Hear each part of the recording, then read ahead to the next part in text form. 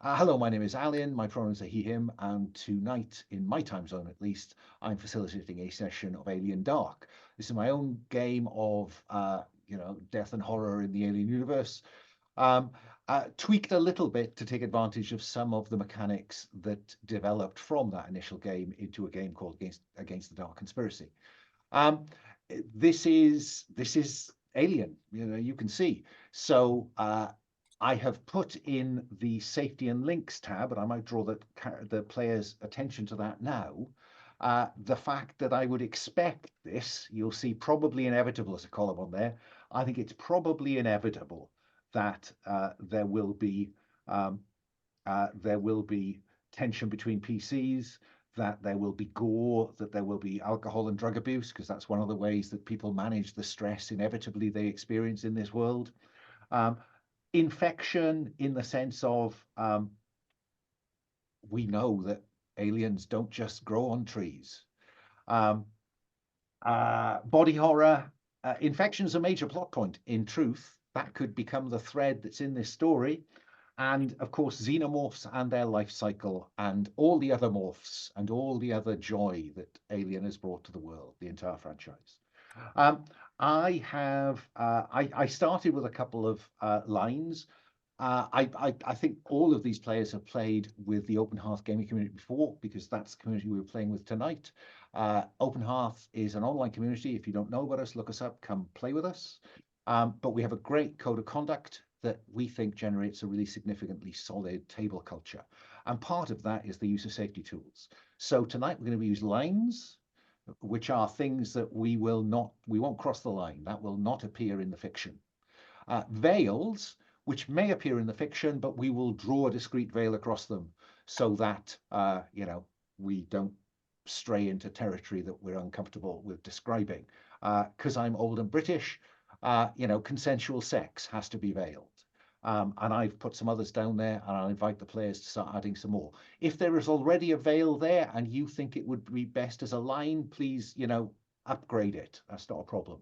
I've also put an ask first column in because there's some stuff in here about betrayal and violent interaction between the player. This is not a PvP game, but there are tensions between the player characters inevitably in these circumstances when they're under such pressure. That is to make sure that we're comfortable before one character, does something nasty to another character. Because again, one of the ways that you can seek relief from the horror in this game is by being nasty to other characters, either NPCs or PCs. So that's why it will be difficult to line the probably inevitable, just as a heads up, right? It will probably be difficult to do that. So feel free, players, to have a look at that. So we're playing with those safety rules. We'll also do a stars and wishes as a debrief at the end, just to check in before our session 2, because it's only a 2-shot. Just to check in at the end whether there was stuff you wanted to see more of, or stuff that you thought, well, I've seen enough of that, don't need any more of that. There's also on that tab a romance, just to make sure that I understand who's content or would prefer not to engage in romance. So if you would put your name in there and then tick one of those boxes or two of those boxes, that's fine by me. I will be honest with the players as a facilitator. I tend not to lean into romance, particularly when I'm slaughtering you with aliens. But you never know. That doesn't stop you leaning in that direction. So that if you're thinking about it, folks, know who you can approach. Okay, so let us introduce our players and our characters. I will do this left to right on the character keeper because I lack imagination. So let's begin on the left-hand side. Will, say hello, tell us about your pronouns, and introduce us to Pete Kennedy. Hi, my name is Will. My pronouns are he, him, as are those of Pete Kennedy. He's a corporate exec. He's got a bit of a shady past, but it gave him a bit of a leg up the corporate ladder, and he's just here to make some money and do things the right way, by the books, the corporate way. I mean, the premise for this session or these sessions is that you're all aboard the USCSS Alfalfa. which is on a fairly routine supply and spares trip to the Outer Rim territories, delivering to a Weyland-Yutani shake and bake colony, a terraforming colony. Is Pete with Weyland-Yutani, or Yeah, I've been with Weyland-Yutani for ever since coming out of college, and it's a lot of the other execs don't take these jobs seriously. They just see these colonies, these people as just another digit in their spreadsheets. But I'm taking the personal touch, and I'm going to make sure I'm going to see. May take a couple of, maybe even up to a year out of my life here, but I'm going to spend my time traveling out there to see with my own eyes what it's like out there on the frontier, and make sure that the supplies I've ordered from this fine group of commercial traders makes it to my people there on the colony. Thank you, Pete. We might explore your previous career later. What do you mean? let me move along, and then I'll come back round for a second pass. Let me come next. Rod, say hello, tell us about your pronouns, and introduce us to, correct my pronunciation, Linh Kahali. That's perfect, actually. Yeah. I'm Rod, he, him. I will be playing Linh Kahali. She is the pilot for this ship. I think this is kind of a new career for her. Hopefully it won't be her last career. But she was previously in charge of maybe like a small community, or she was like a kind of a leading figure there. And she's proud of the work she did, but she did not like the bureaucracy, and she did not like being responsible for the responsibility where her decision would affect other people's lives. That kind of weighed on her. I'm curious, was this a kind of community group back in the core worlds, or was this some kind of colonial administration role out nearer the edge? I was thinking more in the core worlds. Yeah, fine. Yeah. Yeah, I mean, and quite a change. We'll explore perhaps something about that change shortly. Moving on, Nate, say hello, tell us your pronouns, and introduce us to Karl Jorgensen. Yes, hello, I'm Nate, he, him, and I'm playing Karl Jorgensen, also he, him. He is your stereotypical late 20s, early 30s scientist type. He used to be a biology researcher, and but now he's out on this spaceship as a laborer, which requires a little bit less specific training for all of the things aboard the ship, which is why he qualified for it. And then he has two pictures of his two little kids, Greta and Astrid, with him. Right. I am curious. I mean, is he some kind of post-grad who's working his way around the galaxy? Is he still looking to do science, but just needs to work his passage? What's with Karl? Well, that might come up why he came out here, but he was kind of at the beginning stages of a very promising scientific career in a relatively non-profitable specialty of research. So that'll do nicely for now. Thank you. Finally, Josh, say hello, tell us your pronouns, and introduce us to Carl Weathers. Hello, I'm Josh, pronouns he, him. I'm playing Carl Weathers, Chief Weathers, also he, him. Carl is a former Colonial Marine. He went into the Marines basically not being able to come up with any better choice in life. He turned out to be pretty good at it, but he found that he was too good at it. The ease with which he was killing people and the effect that was having on him made him decide he needed to leave. But of course, because he was good at it, they didn't want him to leave. So he's deserted. He snuck out with the help of the now captain, of the ship we're on, who in turn, he was hoping to get away to somewhere quiet and just live out his days, but he's been blackmailed by the captain to come on this mission for reasons Karl does not understand. Okay, thank you. Let me bounce back then to where I started over on the left-hand side, and let's talk about the reason why the rest of you are here. So, Pete Kennedy, why did you come out here to the frontier?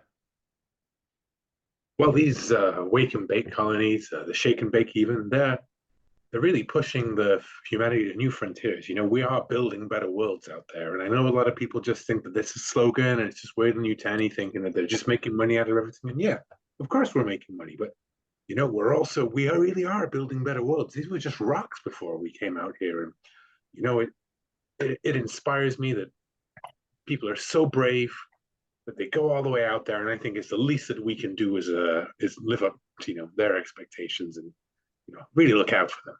As long as, you know, we can look out for our bottom line and for the people at the same time. So this is about supporting the company's drive to build better worlds and better worlds for people. Exactly. We're building better worlds with better people. I'll write that down in my next pitch. Okay. I'm seeing this well-groomed, well-dressed young man, or what must be 30-ish.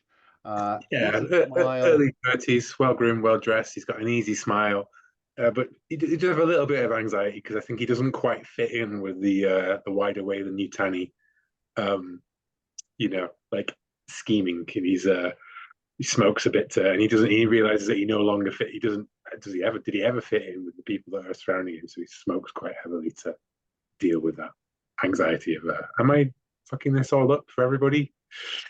Well, Smile. we'll find out, won't we? So, Lynn Kahali, why did you come out to the frontier?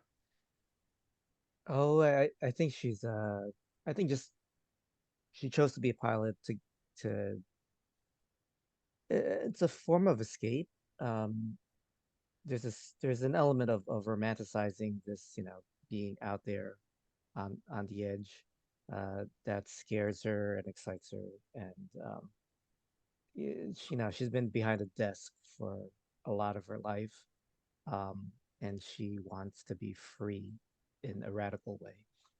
So, you know, a fascination by perhaps a romanticized view of the world or the galaxy that exists.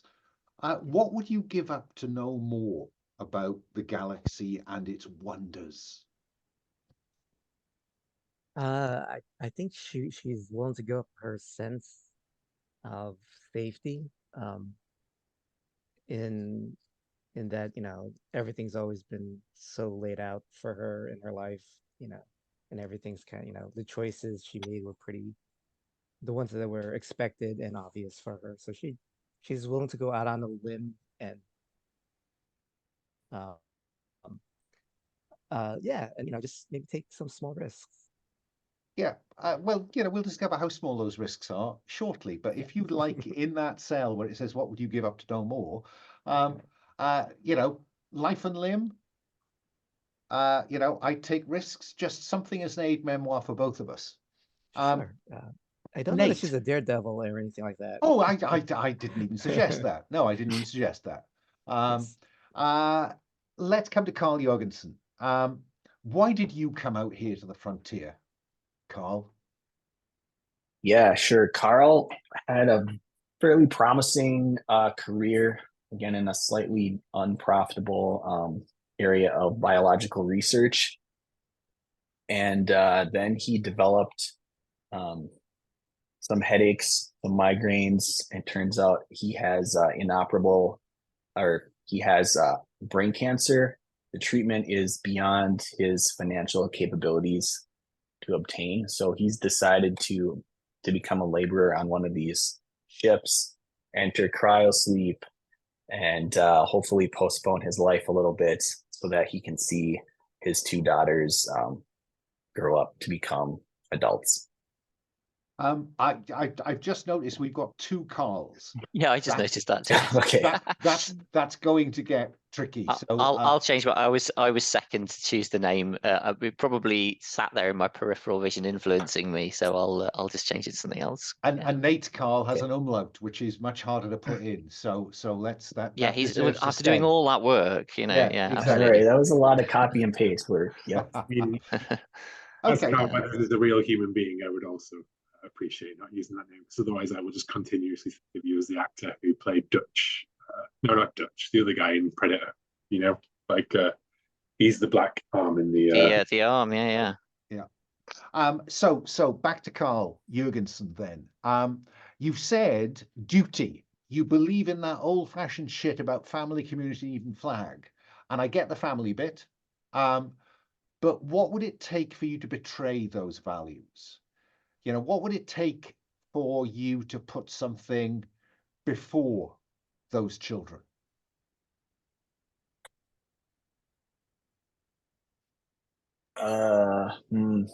That's a really good question, because I think he would betray himself and his values to give a better future to them.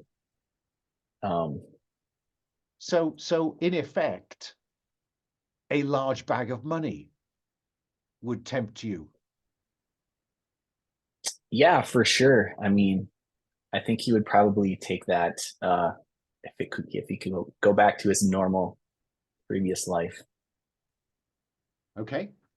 Put something down in on row 22, just as an aid memoir then, of what I might be able to tempt you with, because of your circumstances.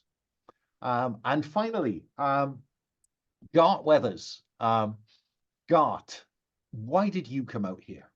We've been around that trail. Sorry, I started over Yes. here. Apologies for stealing your thunder, but yeah, No, we know the that's answer.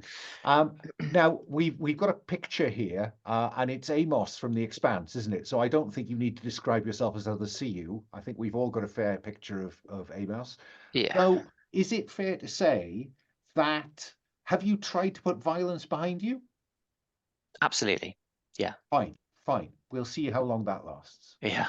And again, we've got a very nice picture for Karl Jorgensen of this, late 20s, early 30s, handsome looking guy. He does look like a scientist who's turned roughneck, I have to say. So that's very good. What about, we've got Lynn Kahali here. She ethnicity. Do you want to just clarify for me, because I think I know, but I don't want to get it wrong. I'd embarrass myself if I got it wrong. I'm gonna say she's Hawaiian. That was where I was going to go, but I wasn't certain I should. Describe yourselves as other CU. I think she's at this stage so happy to be away from her old job that she's almost giddy. She's often giddy and smiling. So is this her first trip?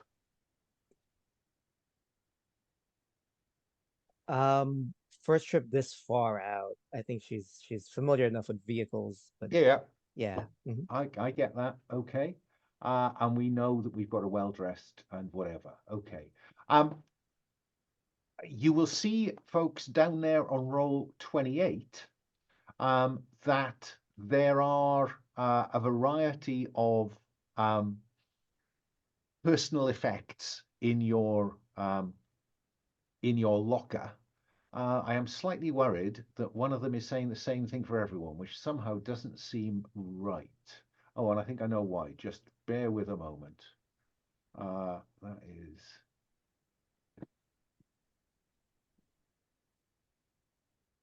I think I may have done a little bit sloppy cut and paste.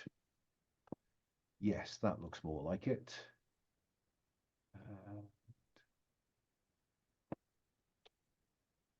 Yeah, that seems much more like it. That seems to fit. That seems to fit. That seems to fit. And that seems to fit. Okay, fine.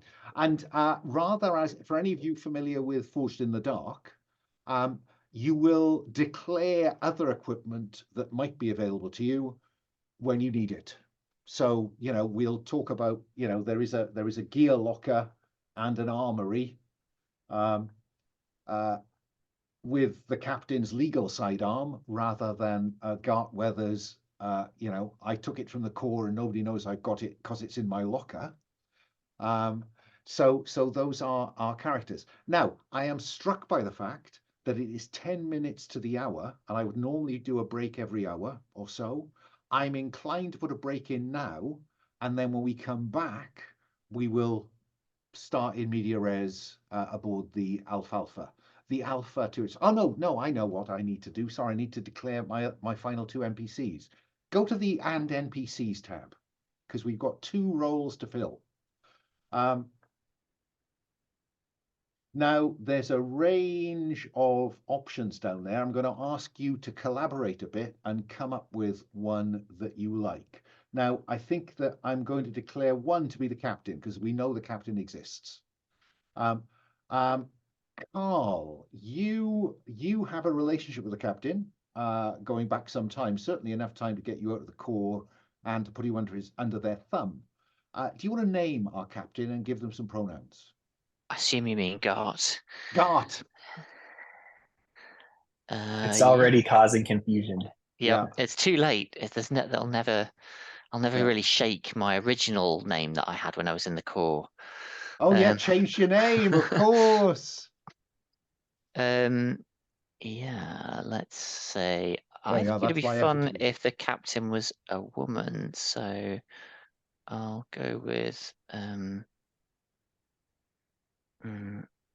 Alexis. Oops, I've just typed in the wrong window. Oop, there we go. Alexis. Hey. Okay. And again, because you have a relationship with this character, can you see that there are 2 columns of first impressions? Would you like to choose or overwrite something, the first impression that Alexis Hay gives? So there are 2 first impressions, that's the idea? Yeah, so you get to pick one. I'm going to throw the other one to somebody else. Okay. Oh,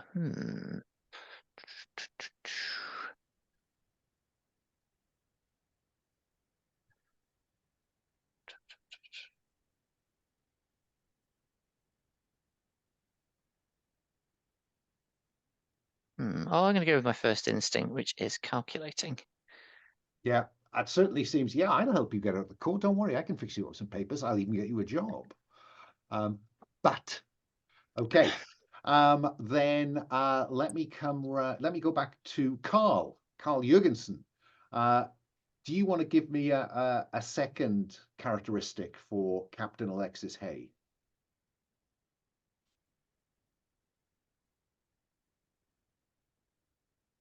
Yes, I'm looking at these. I feel I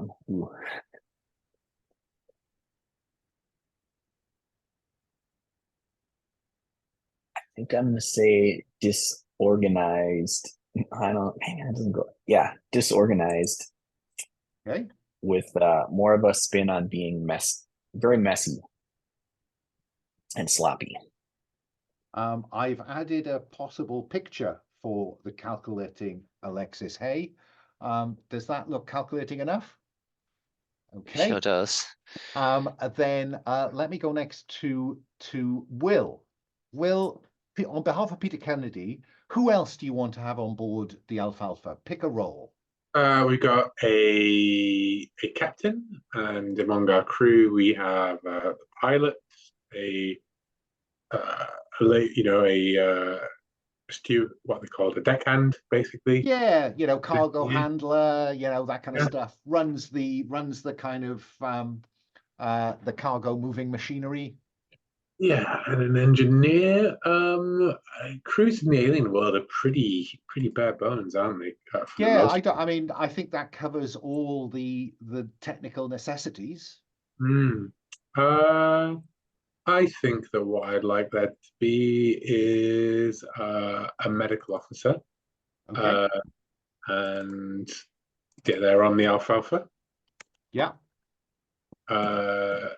So So if you want to, if you want to select role medical officer then, and give them a name. Yeah, I will. Oh, that would be more interesting than a medical officer, given that we have an AWOL Colonial Marine on board the ship. Mm-hmm. It would be for that to be a colonial law enforcement. Gulp. On their way to the posting at the Yeah. Shake and Bake. Okay. Exactly, Do you want to give them a? Do you? Well, I'll go. I'll ask you then to give them a name. Mm-hmm. Let's go with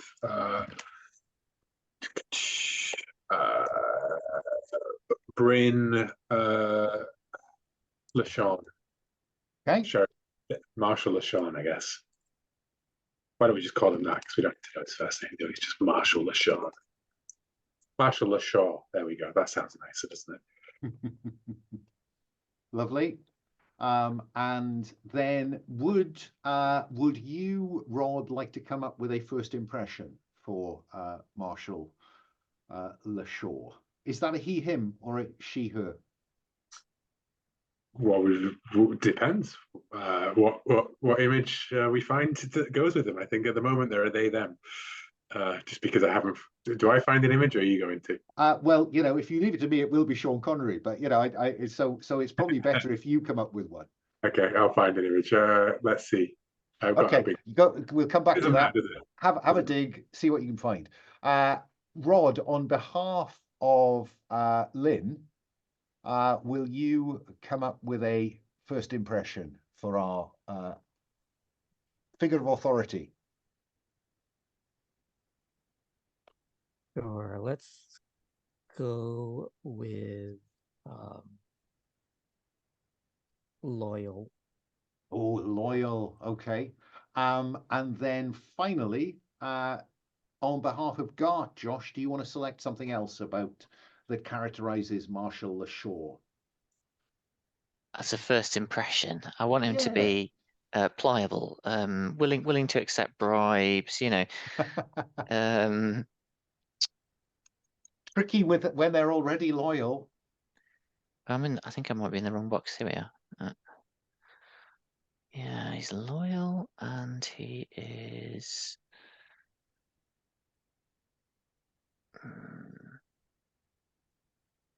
persistent. Oh, He says, right. cutting his own arm off. Oh yes, there's a throat. Let me slice it open. Are you going to tell us on the basis of pronouns? Is that she, her, or they, them? I'm. It's a bit small for me to see on my screen.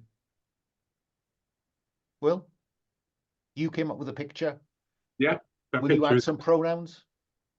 Yeah. Let's go with she, her. Why not? Okay, fine. So that is the crew then. That is people aboard. It is now much closer to on the hour. Can I suggest that we go to 10 past the hour, just so I've got a chance to boil the kettle and make some tea? Back in our seats at 10 past the hour. I will pause the recording until then. So here we are then. And I think, as often on these occasions, we open with a picture of the Alfalfa moving through space.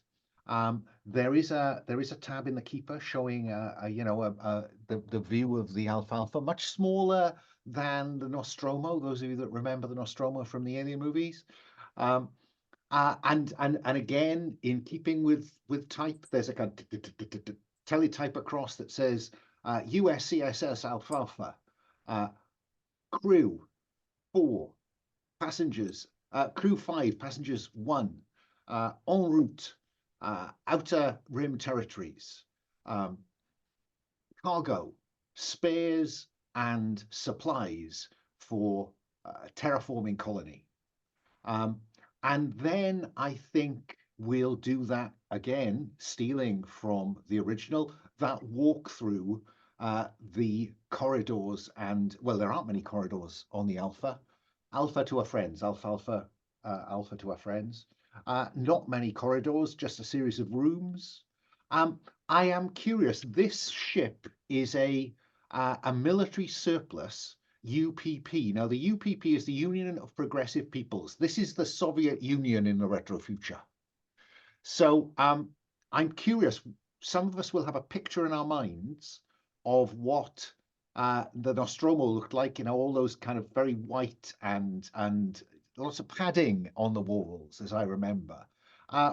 This is a more utilitarian design. So I'm curious, as the camera walks through the Alpha, what do we see that speaks of its inverted commas Soviet background? Let me start in the order I can see you. Gart, Josh, what do we see that speaks of that history? I think the various sort of pipes and wires and conduits are sort of bare rather than covered up by nice panels and things. So yeah, we see a lot of it, almost as a sort of building site look about it. I like that. Rod, what would Lynn like to add in terms of flavor for the look and feel of the Alfalfa? I think it's very practical. Like the light is only as bright as it needs to be to conserve energy. Things are fairly spare, and everything has a purpose. And Carl, the original Russian, Chinese, and Vietnamese kind of labels are still on things. Are still, engineering this way is in those three languages. How has the current crew of the Alpha got round the fact that a lot of the signage and maybe even some of the panels are labeled in the languages of the Union of Progressive Peoples?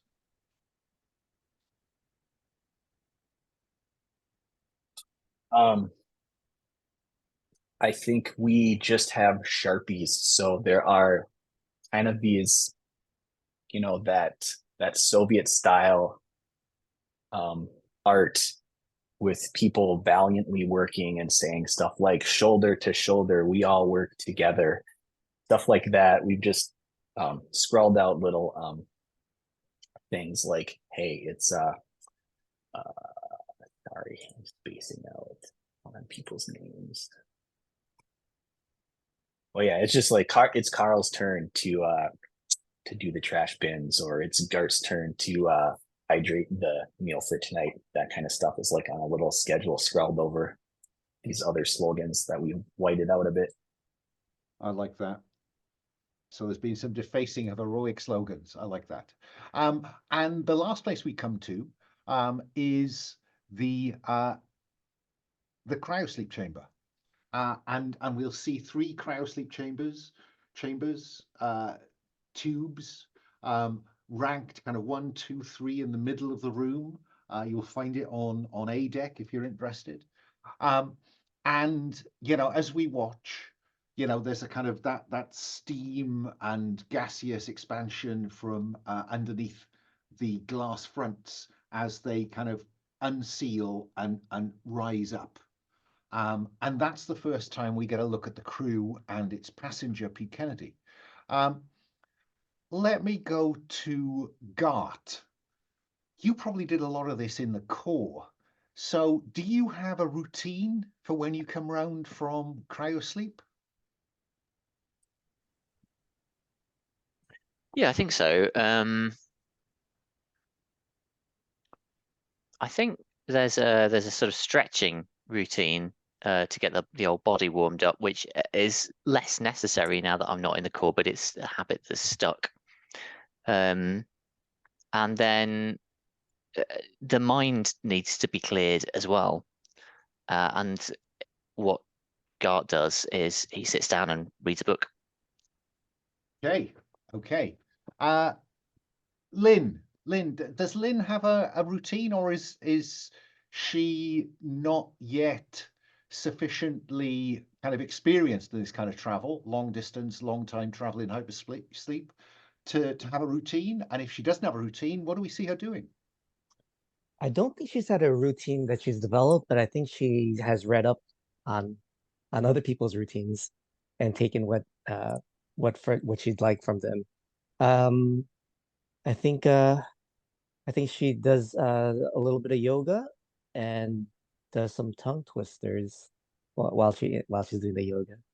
Just testing that cognitive facility Right, is yeah. warming up. What about Karl? Is there anything that Lynn has picked up from Karl's practice, or something that we see Karl doing? Yeah, I think Carl is just in a pair of like utilitarian cargo sweatpants and some sort of like tank top. His hair is down and he is heated up some coffee or other hot drinks. He's passing that out to the other members of the crew. Welcome to our new sector.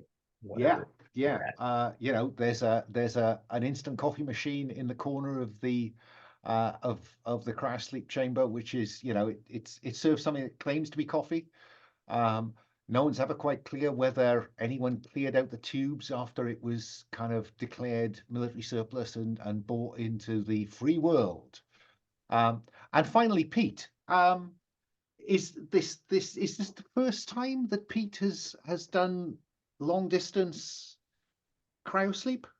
That's certainly the longest I've ever been in cryosleep before. I've never really made it past Pluto. Most of the time, that's just a couple of days. And so, what do we see that tells our audience that that Pete is not used to this? I think that, you know, for a good while after everybody else has got over it, Pete's going to carry on being yawning, staggering, and you know, he's just got no routine for it whatsoever. Everybody else is up, going about the business, and Pete's just staggering around, not quite sure where to go or what to do with himself. And I think that we will see Captain Hay, Alexis Hay, you know, dressed in her small clothes, reaching round, and she reaches to a slot underneath underneath her tube, and she's got a clipboard, and she's, oh shit, Jorgensen, I can't find the cargo manifest. I thought I'd left it here so that we could get straight onto the colony and start arranging. Can you go and chase it down? I probably left it in the cargo hold. Yes, Captain, roger that. And Typical captain, I say under my breath. and the second of our passengers, the Colonial Marshal Lashaw, she stretches. I think she's done more of this than, she looks quite young, but I think she's done more of this than you might expect. And she doesn't drink the coffee. She drinks just water, just to rehydrate.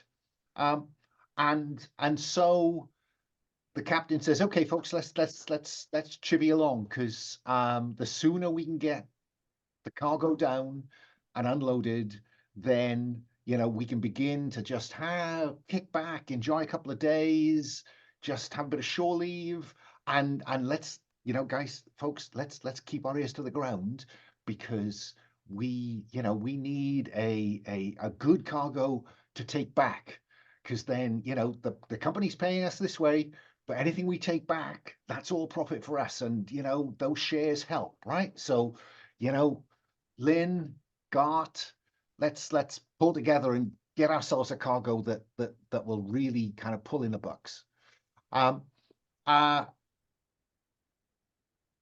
Let's grab something to eat, and then hubba. And I think, unless anybody wants to do anything else, I think we cut to the what passes for the kind of mess. It's downstairs on B deck. It's you know, it is more utilitarian, as you described.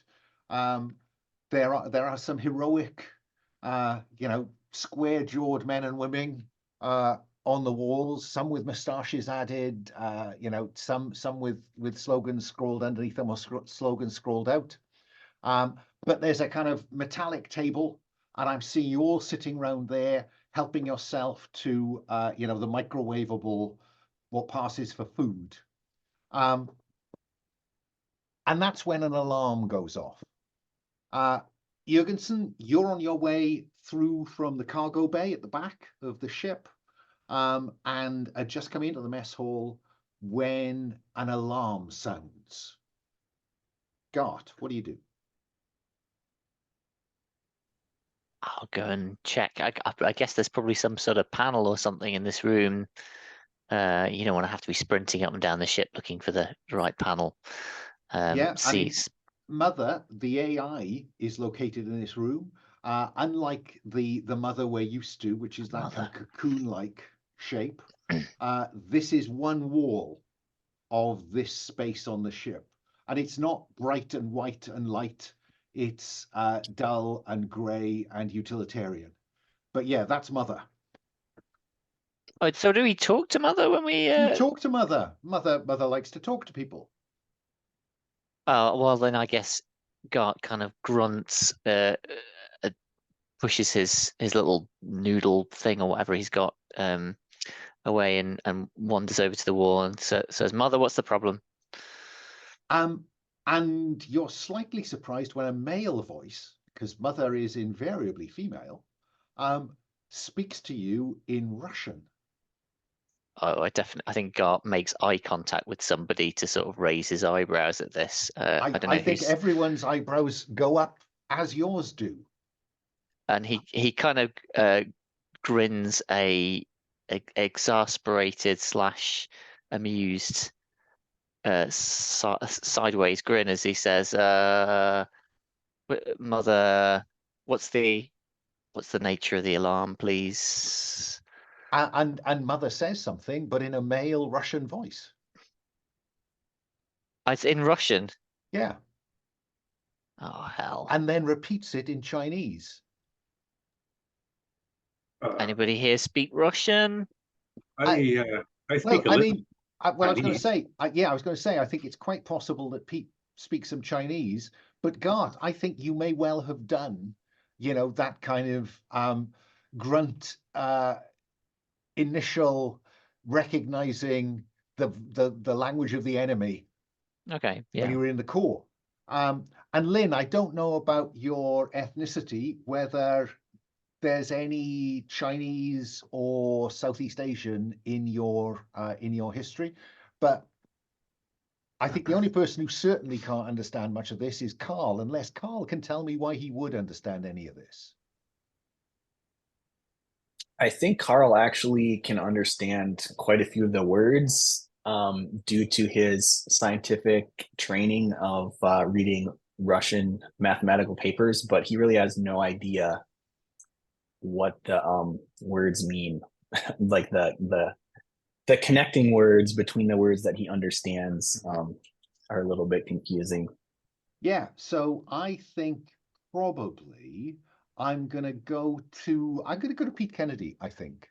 Now, if I can explain the mechanic, because we need everyone to understand that, there is a link to the dice room in the safety and links tab. So if you want to hit that link and it will ask you for a name, it will be helpful if that was your character's name. That would be good. And you will find an array of dice, because everyone uses the same dice in this game. Don't delete any.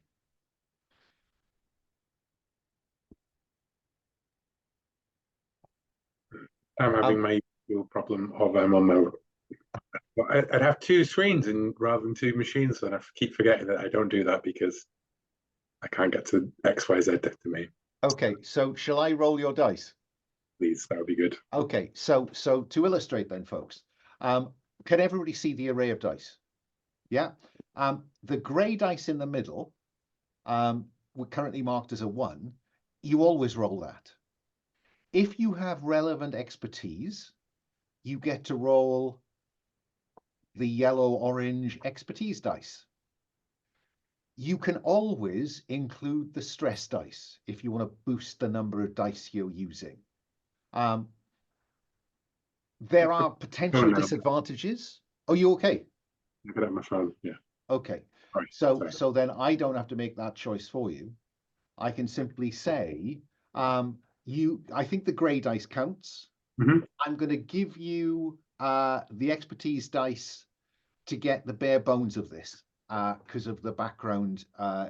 Well, I think if I'd taken corporate, that would be fair, but I didn't take That's corporate. true. You didn't So take I'm not going corporate. to. I'm just going to roll my stress die as well. So you will always roll the grey dice, folks. You will roll the orange expertise dice if you've got relevant expertise and it's available. The stress dice is always there to boost the number of dice in your hands. Yeah.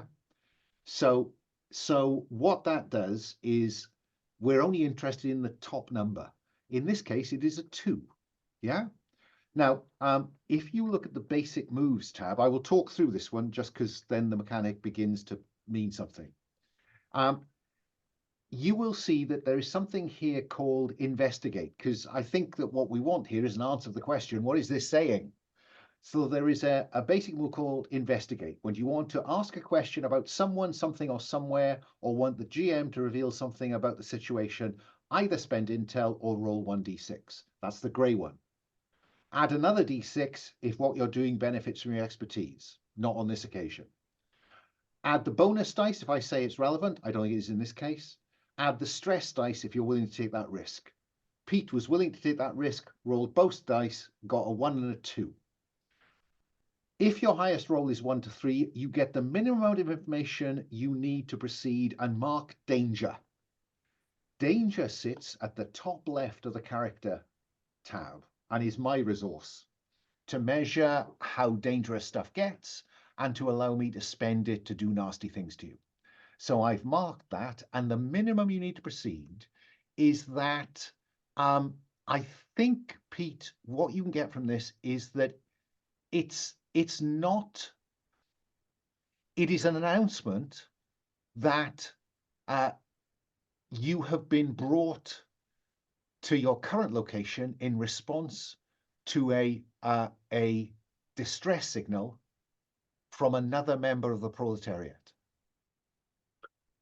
I mean, mostly the stuff I know is more about a contract negotiation, but I think it's saying that our progress has been interrupted by another party of the people's proletariat that needs some sort of assistance. There's a whole bunch of other things, but unfortunately, I'm just not familiar with white collar and everything. Guys, I'm sorry. Gart, I think you can pick a couple of words out of the Russian version of this, which has been added to what was a loop. And it says proximity alert. Lynn, what do you do? If I'm not already at the cockpit, I'm running there. I thought you yeah, might. Yeah, and just gonna do a bird's eye view of what I see. It's through that bulkhead door there. So yeah, you dash through there, throw yourself into pilot station 1, and raise the kind of protective shields that cover the windows that allow you to see the space outside. While I think probably Captain Hay drops into the co-pilot station and begins to flip switches, trying to bring up some kind of scan of the vicinity. And Hay says, "What the fuck? That's it. What the hell is that?" And what you see out of the window is what I can't remember is what I put it in. Yeah, I did put it in there. Is this.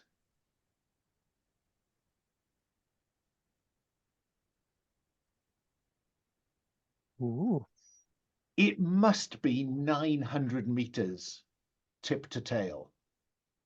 I think you're about 60, 70 meters across at your widest. It is an enormous ship, which Gart, as you follow the rush when the captain says that, I think everybody kind of piles into the bridge to see what they've seen. That is a Kremlin class UPP destroyer. But the strange thing is, yeah, exactly. Holy shit. But it is spinning on its long axis. I shouldn't be doing that. It should not be doing that. Carl, you know, you've come with a manifest, but that's not principally in your head at the moment. You look out of, you know, the view at the front of the bridge, and you see this. What are you feeling at this point, Carl?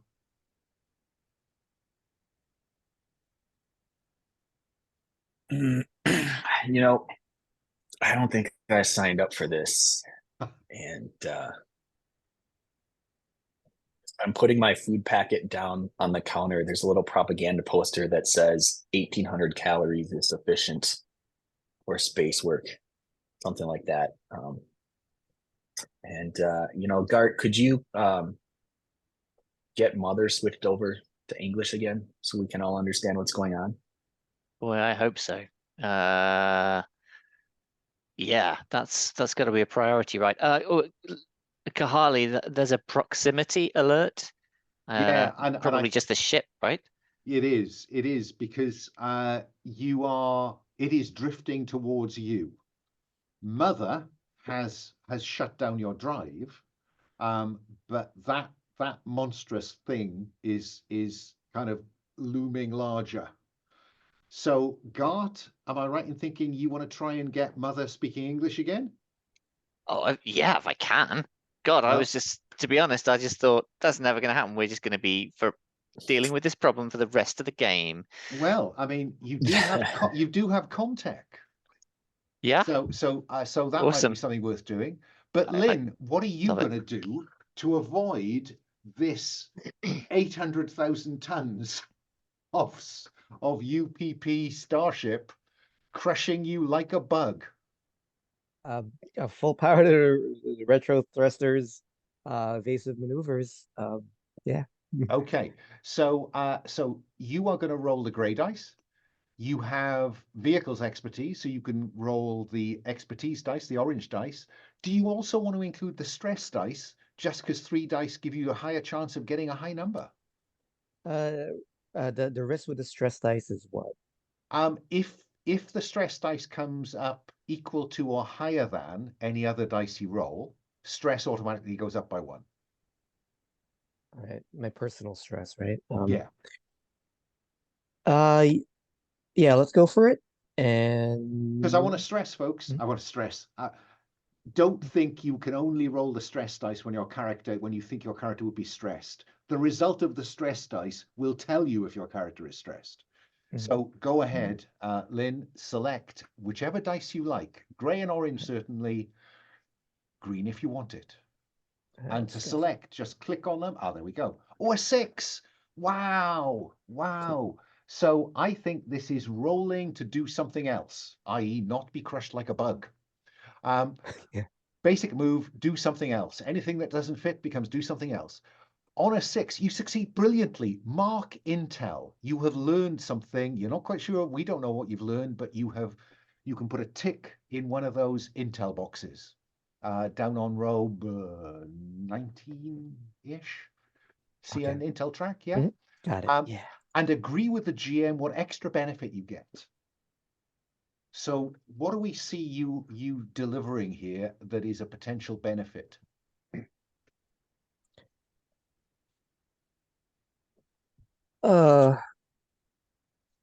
Maybe I can tell from how they're moving what the state of their ship, at least their propulsions might be. Yeah. I think they are not under propulsion, and I'll give you the additional bonus that there are holes, spaces in the surface, but they're not holes as if holes have been blown into them or blown out of them. It looks like a significant number of escape pods, emergency vehicles have been launched. Yeah, does that seem like a sufficient benefit?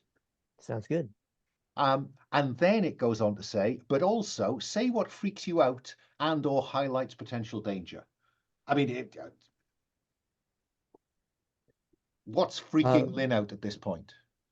Yeah, a ship this size, so many people abandoning ship means imminent possible imminent danger to us. Exactly. This, why on earth would a behemoth like this feel the need to evacuate anybody? So, and it then says ... roll for stress. So on a 6, you always get intel, but you also have to roll for stress. And the way this works is you pick a dice that you think likes you, you roll it, and if it is greater than your current stress, stress goes up. Oh, so that's automatic then. You need to roll a 1, and stress will not All go right. up. All right. But you Got rolled it. a 5, so stress goes up by 1. So you tick the second stress box. And meanwhile, so there's some impressive just flying, because though you're a much smaller ship, there's a lot of mass in there, a lot of inertia wrapped up in you. So you move it to a safe point where you're not going to be hit by this vast spinning thing. Gart, what do we Yeah. see you doing that would signal that you were trying to get Mother to start speaking English? Well, I guess the default with the ship is that you do everything through Mother, so probably like actually switching around stuff like that is some sort of like physical module switch. Maybe there's like a little unit in there somewhere and you got to slide a pin across or something. That's if it even has any other languages on it, which I do not guarantee, as I mutter to myself as I'm doing it. Yeah, who knows what failure would generate here. So, but you have Comtech, so you're going to roll the grey dice, the orange dice, and you're very welcome to have the stress dice to increase your chance of a high number. Okay. And how do I actually physically roll the dice? Okay, so if you move your mouse over and click, you should see a little kind of line appears around them. So if you go to the grey one and go click, it'll create a little line around the outside. No? Oh, hang on. There we go. Yeah. There we go. And Okay. click, click, click. And that will have lit up down at the bottom of that window a little purplish button, Yeah, which has a circular arrow on it. That rolls. Don't hit the bin. dope. Well, So this is going terribly well. I'll tell you what I'll do. I will mark more danger. That's good. But on a 3, okay. So I think that this is rolling to do something else. 1 to 3. You either fail, or the GM may offer you success at a cost, or after a hard choice they describe. Also mark danger. I've done that. I think that you get a slightly stuttery English begins to come out of this machine. But it identifies itself as, I am Ivan. How can I be of assistance? In a strong Russian accent, which I can't do, so I'm not going to embarrass myself by trying. But it doesn't identify itself as Mother, it identifies itself as Ivan. okay, Ivan. Give us your analysis of the situation here. What's going on with this ship? I have interrupted the journey of the UPP ship Krasnogorsk in response to a distress signal from the UPP ship Omega. I have steered to that location and awoken the crew to render all support to other members of the proletariat. That's just great, Ivan. Is there any voice recording on this distress signal, or we just have... Yeah, no, you don't. You've got an automated distress signal. And Ivan asks politely if you would wish it to be translated into the language of the running dogs of capitalism. Yes, please. And what comes through is an automated voice. It sounds just like Ivan. That says in English, this is the UPP ship Omega. Convicts appear to be rioting. crew under pressure, securing essential personnel and resources. This is a distress signal. Members of the proletariat, come to our aid.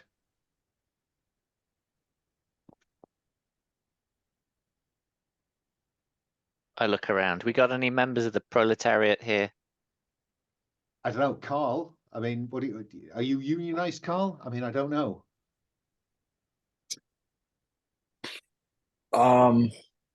You know, I think I was, and that's part of the reason that I'm out here, because they, didn't provide the treatments that I need. It's more of a these treatments would only be available to the capitalists. So, of which I'm also not part of. So yeah. Okay. I'm curious. You go on. What is this term on the character sheet? I used to be, yeah, that's what it is. I used to be a proletariat scientist. Working in that stuff that was of less interest to the corps. And so, you know, those grants just dried up. I'm curious, Lynn, I mean, we never quite pinned down what your leadership role was, apart from what was in the core worlds. Was it about community groups? Was it about, anything vaguely anti-capitalist or anti-corporate? Or is your sympathy with the UPP no more than the average member of the United Americas? So I was under the impression that we're all UPP, but that's not the case. No, this is surplus sold into the sold through a number of steps, I'm guessing, into the United Americas, where it's been commissioned as the USCSS Alfalfa, the United States commercial starship Alfalfa, Alpha to its friends. So yeah, no, you are not commie bastards in any sense. Yeah. So I think my leadership role was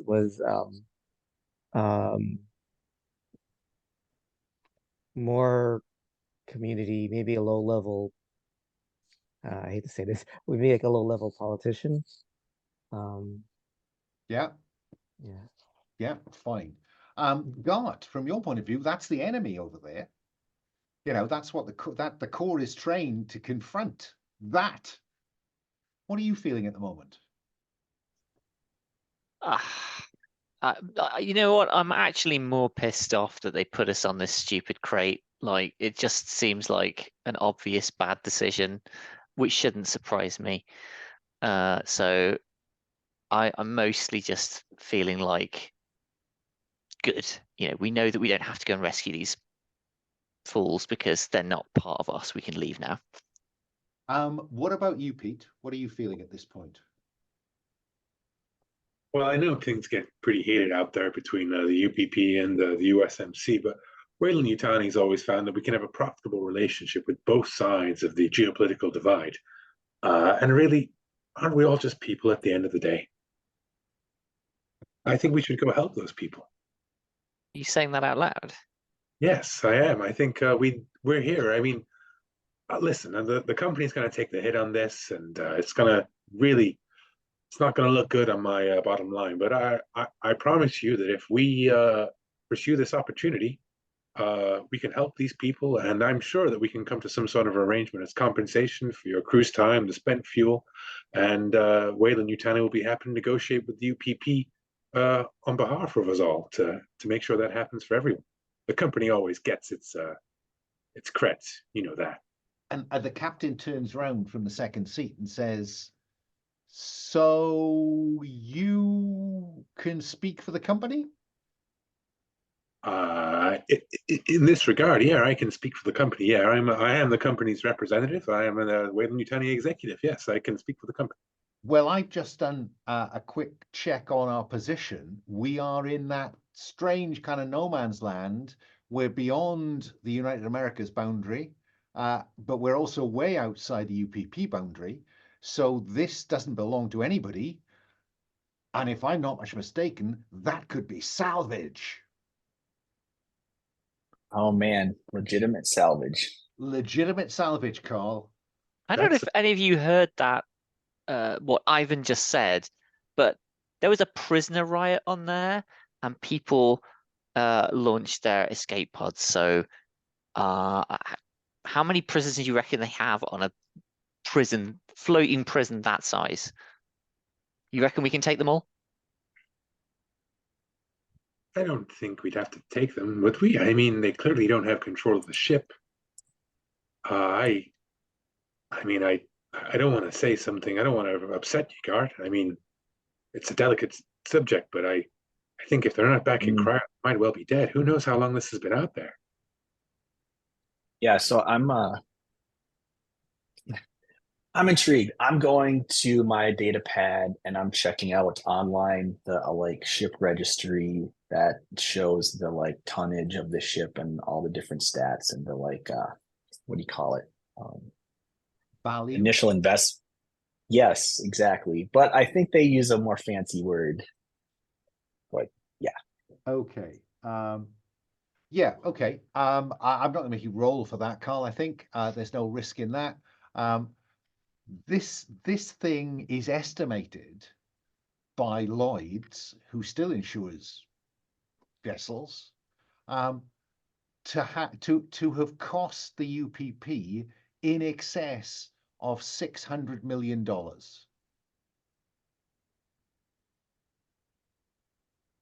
Can I ask Ivan if there is a date stamp on that message? Ivan will say, I received the message approximately a week ago.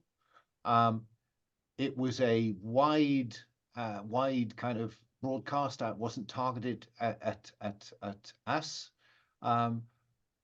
So it was a week ago I received the message. I diverted at that point, as required by my operating processes, and the message has been repeating ever since. I have stopped broadcasting it through the loudspeaker as I felt you had now understood it. Yeah, and then not he'll wrong. turn it on again just so you know it's still rolling. So it's a recorded message without a date. There was a position on it that allowed him to navigate towards it. Thanks, Ivan. That's okay. You can turn it back off now. That's my Cool. pleasure. In what way can I support the rescue of these members of the proletariat? You just Yeah. keep quiet, Ivan. We'll ask you if we need anything. Very good. God Yeah, damn. Ivan, I think we need some time to collect our thoughts here. Okay. So just Captain. So I think Meta, let's cut to around the mess table then. yeah, actually kind of out of character. I'm a little fuzzy on who we are exactly in the relation to all these factions. So we have the UPP, we have the USMC, we have Weyland. Are we like a Weyland subcontracting ship? Was that it? Or You have been contracted by Weyland-Yutani, yes, to supply their shake and bake. You are nowhere near that colony. yeah, You know, LV 187 is kind of that way. Another month. So yeah, you've been contracted. You are from what passes for the free world in this retro future, and the ship has been contracted. Each of you members of the crew are being paid a share. The captain gets more shares than everybody else, but you know, then she's responsible for paying off the ship. But yeah, this is Weyland paying you to do a trip. And just from a Yeah. technical perspective, this massive ship, so much bigger than ours, like my kind of out of character instinct is to think, how the heck would we move that? And where would we move it to, given that we're meant to be going to this colony? Presumably we would have to get on board and shift, like take over the ship and then use its. That would be the logical thing to do if Right. you can confirm that it is indeed legitimate salvage.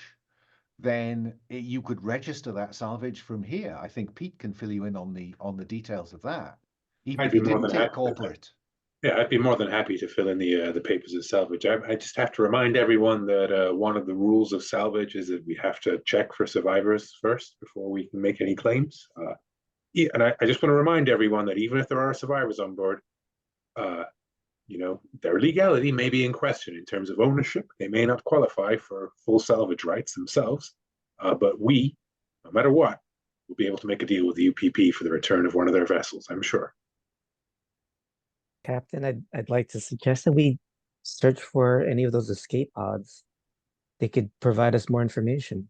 The captain's done a kind of scan of local space, and there are no sign of them. Her supposition is that because you're in deep space, you're miles from anywhere. This thing was moving, not under power, but under its own kind of momentum.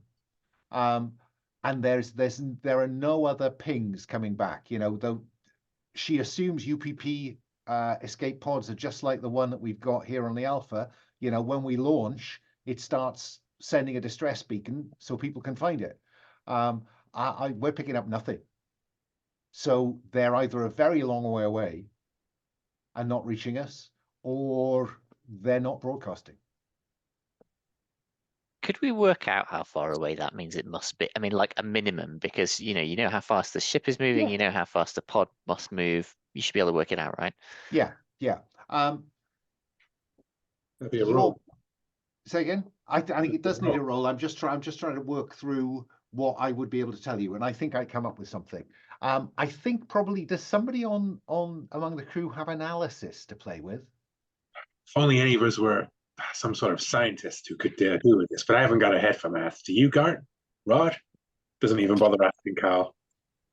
I don't know, this astrophysics stuff is not really my jam, but I'll take a crack at it.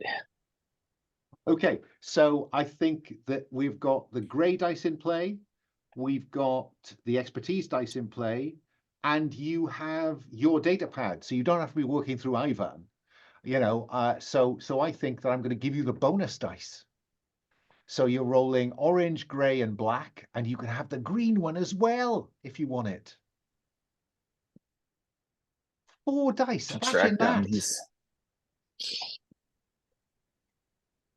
I'm not super into finding escape pods with potential survivors to share. So well, I mean, what we can sorry, do guys. is we can do a roll, and you can, Okay. you tell me what you tell them, and then if it matters, I'll tell you later. Yes. Well, I already rolled. Looks like I got is that showing up? I got a 1-1-3. Oh my goodness me, you lot are really just blessing me with danger across the piece. That's good.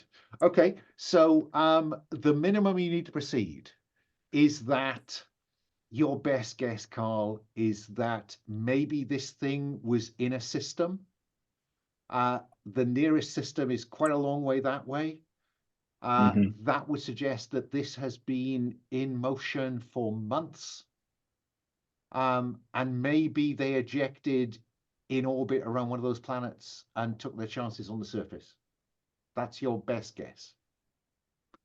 So I don't think you're going to find any in the vicinity. And I don't think you're going to be able to take it back where it came from. Sure. Does that okay? Yeah, that makes sense. Yeah, I think I share that. Pull up some little holographic display.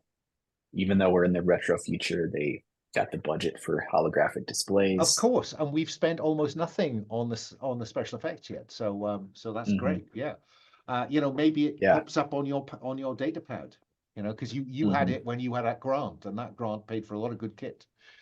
So Gart, simple answer to your question, and Lynn, simple answer to your question, finding survivors who ejected in the escape pods is going to be tricky to the point of impossibility.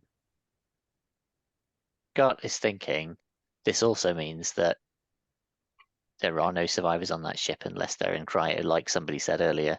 But he doesn't want to say that because it just hammers another nail in the coffin of having to go over there. So just sits there kind of shaking his head a little.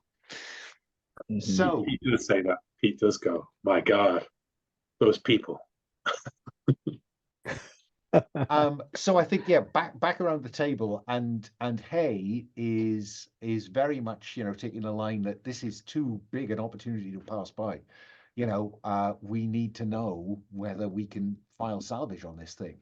So, but I appreciate none of you signed up for this, so I'm going to look for volunteers. And I think that this is when Marshal LaShaw chirps up and says, well, loyal and persistent. I think that LaShaw sees this as something of a matter of duty. We may not be in the United American space, but we owe justice. We need to find out what's going on over there, or what went on, and what's going on now. So LaShaw thinks you should do something about this. But as I say, Hay is looking for volunteers. Clearly, she needs to stay on board and keep the ship running. But anyone else want to volunteer? I'd like to. Yeah, I think. Services, please, Captain. I speak it, like I said, I speak a little bit of Chinese. It could come in handy over there. And I know I'm not an expert like any of your guys, but I am rated on an EVA suit. That could come in handy. Yes. That's good to know, Mr. Kennedy. Carl, Lynn, Gart, what are you thinking? Yeah, I'm up for signing up. As Carl is very excited to do this, even though as an audience member, I think this is not such a great idea for Carl to do, but he wants in. Exactly. Because, I mean, she is even prepared to just sweeten the pot by saying that, anyone who actually goes aboard and can confirm this salvage is legitimate, I say now in front of all of you, in front of witnesses, extra shares. Lynn, what are you thinking? I'm thinking that there's nothing on the ship I want to. I mean, I'd like to help, but I just don't think we have. I don't think there's just this small group can be of any use to them. And I think there's. I don't know. I vote for hailing them and see if they answer. Fair enough. That's a good place to start. Gart, are you going to hold off until we try to open all channels? Gart just kind of looks stony faced at the captain and just says, sure, whatever you like, Captain. Thanks, Gart. I appreciate the support. Lynn, let's see, shall we?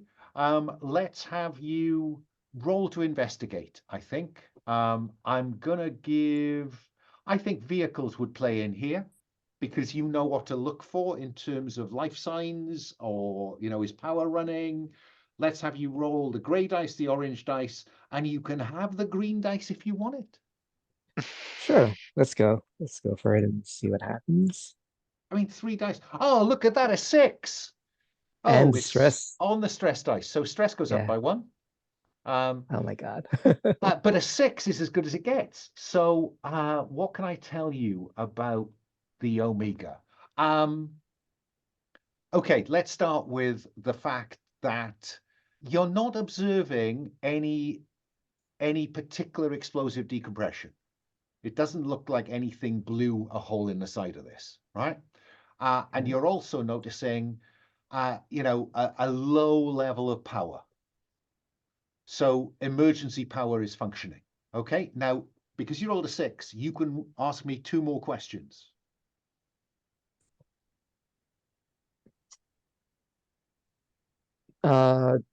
Life signs? Is that something we can detect? I think in terms of infrared, it's cold over there. So I don't think that you're going to find, you're not spotting any warm spots, put it that way. Does that seem fair as an answer? Sure. That doesn't mean there's nobody over there, but it Right. probably means that they're not holed up in a particular part of the ship. If cryo were turned on, would that generate a kind of heat signature? The low level of power you're you're picking up could certainly power your 6 cryopods easily. It depends how many it's running, but it could be running some cryopods over there, yes. But they wouldn't show up as heat sources. Another question, Lynn? Last question? Yeah. Is there any response, even an automated message? Only the one that Ivan is very happy to turn back on, No. which is that automatic, we have a problem, help. Members of the proletariat, come to support your brothers and sisters and siblings of all natures. But you rolled a 6, didn't you? So you get to tick intel as well. You're just stacking up intel like fun. So on a 6, Right. yeah, and you don't even have to roll for stress because stress already went up on this action. It can only go up once on an action, so you don't even have to roll for stress again. It's all winner. So, All right. So that is the situation. No one's saying, yes, we're here, help us. Or, yes, we're here. Oh dear, we'll have to end them if we want to make salvage rights. And a low level of power. That's about it. Okay. All right. I relayed that to everyone. Does that change your view, Lynn, on whether, where's your community spirit? I don't think. And you came out here because Right. you've always been fascinated by the unknown. There's several 100,000 tons of unknown just sitting right there, Lynn. Right, but it's a prison ship. I don't know if I wanted any business with that. She's happy to give up safe, obvious choices that she's Yes. always been expected to take. Sit back and do the Right. paperwork, Lynn. All right. I mean, if we want to get that ship moving, I guess I could be of help with that. I would have thought so. I will go reluctantly. Someone's going to have to try to get that thing to stop spinning, if nothing else. Yeah. Well, I think, do we need some sort of, do we have like a little shuttle or something to take across? Yeah, We would need, Lynn. Sadly, the only craft you've got aboard is the cryo pod chamber. It's self-powered. If it's your lifeboat, really, and I think the captain is not too keen to launch the lifeboat with all the cryosleep chambers aboard, unless absolutely necessary.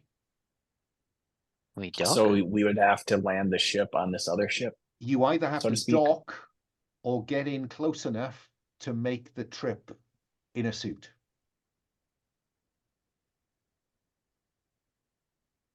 And I think that's where the captain says, okay, folks, thanks for volunteering. How are we going to do this? And I think we'll go to a commercial break. Shall we get back in our seats at 10 past the hour? See you then. So we're back from our last commercial break on episode 1. And the decision has been made to cross over to the SSV UPPS Omega.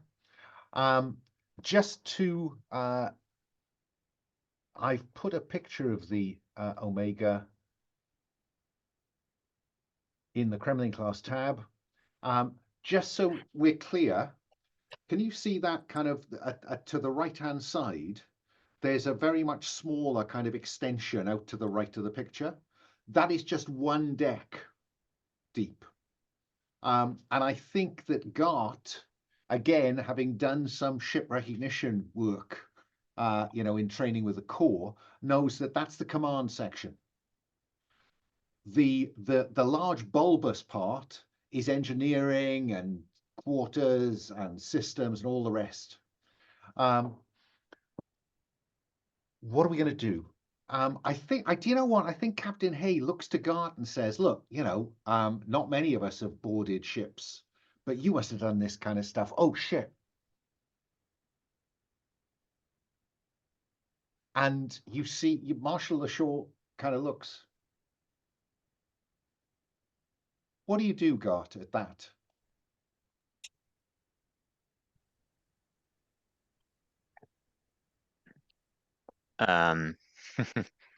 Just ignore it, or Yeah, I think so. I think Gart's he's got a fairly good poker face, and he just acts as if the captain hadn't said the oh shit part, because there's no reason really why a former Marine couldn't have retired out. indeed, indeed. Let's see how good that poker face is, shall we? There is a Hmm. basic move called avoid detection. Oh, Now, this nice. applies to any kind of maintain your cover to hide in a cupboard. Do you think that you have expertise relevant to this? I don't think so, unless I've forgotten something about my character. Yeah, I don't think you do. Comtech, Deadly, EVA, Fight and Shoot. No. So you're just rolling the grey dice. Unless you want to add the second dice, which is always available to you. The stress dice is just sitting there saying, roll me, roll me. It is saying exactly that. On this occasion, I'm going to listen to it. Oh, look at that, a 5, and it wasn't even on the stress dice. So on the move, avoid detection. 4 or 5, you made it. For now, at least, what do you do? So you can step into the space. You know, there's a pause. Marshal the Shore kind of looks at you quizzically. And then what do you do to cover any kind of further exploration of that issue? I just say, it's okay, Captain. I know that the last time this was mentioned, I got kind of stressed. But I'm all right now. It was a traumatic time, but it's fine. And so, you know, what does your training say about how to board a spinning spacecraft in deep space? Yeah, right. So you're saying this pointy bit on the right is the command. Yeah. The middle bit is the main It's, decks and quarters. Yeah. What the heck's this thing on the left? On the far left, that's its hyperdrive. That's its faster than light drive. Very differently constructed, you know, in terms of appearance. Same function, but different appearance. Well, Captain, from a military perspective, our priority would be to seize the command module. And you can see there's a kind of widening around the neck of that thing, which permits docking. That's how we would go in. But I don't know if we know whether the drive is active. No, Yeah. it's not. I think that Lynn's scans suggest that while the reactor is ticking over, just to provide some power, presumably maybe for cryo or just because nobody turned it off properly, there is nothing suggesting that drive would work at this point. Do we Yeah. need it? Do we need to repair that? You I won't glance at Pete because for some reason I feel like he knows about salvage. I mean, but from the salvage, we have to get our claim back into territory and to broadcast a signal to the nearest way station to recognize it, to have Weyland-Yutani recognize the codes. So I don't want to do down the Alpha's capabilities. I'm sure you guys can get, you know, push this thing to the max, but we're going to need that Kremlin's, you know, engines if we're going to move this thing. That's what I Yeah, thought I think you'd say. maybe if this is on a non-standard orbit on its axis, we might not be able to go at this boarding point. We might have to match our spin rate to a different part of the ship. Yeah, I think probably you need to be. You know, it's 2001, isn't it? If it's spinning, go for the middle. Mhm. And that might, if we need to get access to the drive and the command opposite ends of the ship, maybe the middle is the best option. I guess it's either that or EVA right over, and that'd be crazy, right? Well, I sure don't want to do it. Yeah, that'd be risky. I Can you think do it? Carl's going to go through the manifest to find some construction equipment and a construction automated wheelbarrow drone to carry some tools to cut through some walls and whatnot if we so need to I mean, I'm very happy. There's a hand welder and cutter in the gear locker down on row 28 down to around 40 something. I mean, look, this is a UPP I- ship we're on, and that's a UPP ship. They should talk to each other. We might not need to cut through. Mhm. We might be able to get it to open its dock, You might Yeah. have to talk to Ivan. but only if the pilot can match that spin, like you said. I can do We're that. gonna have to attach the umbilical as well to get across. I guess it's going to be match the ship, attach the umbilical, and then get through whatever door is in the way there. Your airlock is at the back of the cargo hold. So it's spinning on its long axis. You're going to have to spin it like that with the back end near the ship. And then somebody's going to have to go and connect that umbilical. So let's get Lynn started, because Lynn, you're the pilot. Mhm. Let's see whether you can do this well enough to give whoever goes out there to attach the umbilical the bonus dice. So no pressure. Yeah. So gray dice, orange dice, stress dice if you want it. How important is this to you, Lynn? Important. I'll do that. I asked Carl to stick his head out the window and tell me if I'm gonna hit something. All right. Let's see. A 4 A 4. on the stress Okay. dice. Stress goes into a 1. But on a 4, that goes really well. Roll to do something else, not a problem. You are perfectly lined up. And that means that whoever's going to get in a suit and go over and attach the umbilical is going to have the bonus dice to play with. So Captain Hay looks around at the crew and says, okay, who's most rated for EVA? Gart. God doesn't look happy. But he knows that he knows the answer. He knows everyone knows what the answer is, so he just says that'll be me, Captain. Carl is Okay. unobtrusively drinking his coffee. Just drifting off screen. Yeah. Are you secretly rated for this? God damn it. I'd be happy to help out. I guess 2 hands would be better than 1, right? I know it's not a one of the commercial outfits, but I spent a summer on the Sea of Tranquility. The EVA hikes out there are beautiful. If you ever get a chance, you should go.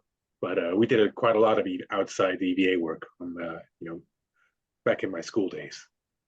Well, I was actually thinking not getting like the ship's welding equipment, but since we are delivering a bunch of supplies to this colony that we